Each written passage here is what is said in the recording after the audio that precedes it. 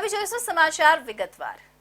ભાજપના પ્રદેશ અધ્યક્ષ સી.આર. પાટીલ 18મી તારીખે નવસારી સીટ પરથી લોકસભાની ઉમેદવારીનું ફોર્મ ભરવા જઈ રહ્યા છે, જેની હાલથી જ તડામાર તૈયારીઓ શરૂ કરી દેવામાં આવી છે। પાટીલ પોતાનું ઉમેદવારી પત્ર ભરશે ત્યારે મોટી સંખ્યામાં લોકો એકત્ર થવાના હોય, સુરક્ષા સહિતના તમામ ઉપાયો માટે તંત્ર પણ કામે લાગ્યું છે। લોકસભા ચૂંટણીની તૈયારીઓ હાલમાં જોરશોરમાં ચાલી રહી છે। તમામ રાજકીય પાર્ટીઓએ પોતપોતાના ઉમેદવારો પણ જાહેર કરી દીધા છે અને તમામ ઉમેદવારો એક બાદ એક પોતાના ઉમેદવારી ફોર્મ ભરી રહ્યા છે, જેમાં ભાજપના સાંસદ અને પ્રદેશ અધ્યક્ષ સી.આર. પાટીલ નવસારી લોકસભાની સીટ ઉપરથી 18મી એપ્રિલના રોજ ઉમેદવારી ફોર્મ ભરવા જઈ રહ્યા છે।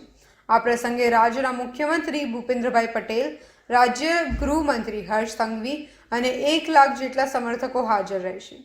આ અંગે જાણવા મળ્યું છે કે નવસારીમાં એક વિશાળ રેલીનું આયોજન કરવામાં આવ્યું છે।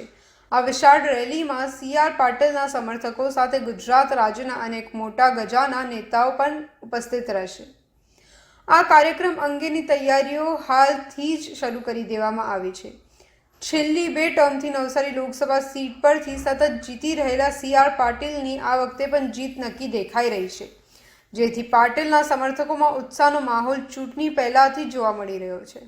આગામી લોકસભાની ચૂંટણી લઈને 18મી એપ્રિલના દિવસે અમારા હાલના સાંસદ શ્રી સી.આર. પાટીલ સાહેબ નવસારી ખાતે ફોર્મ ભરવા માટે આવી રહ્યા છે।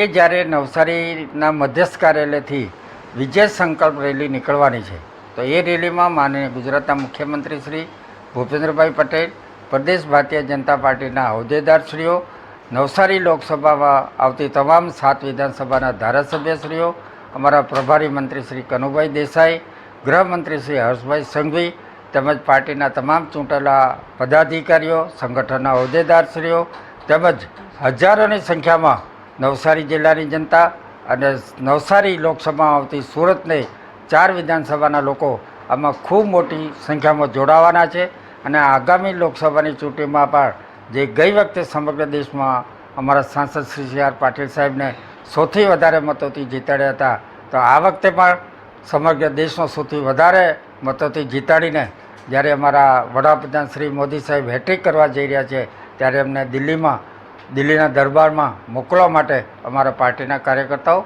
અને અમારી જિલ્લાની જનતા થનગની રહી છે। ફરીવાર આપ સૌનો આભાર।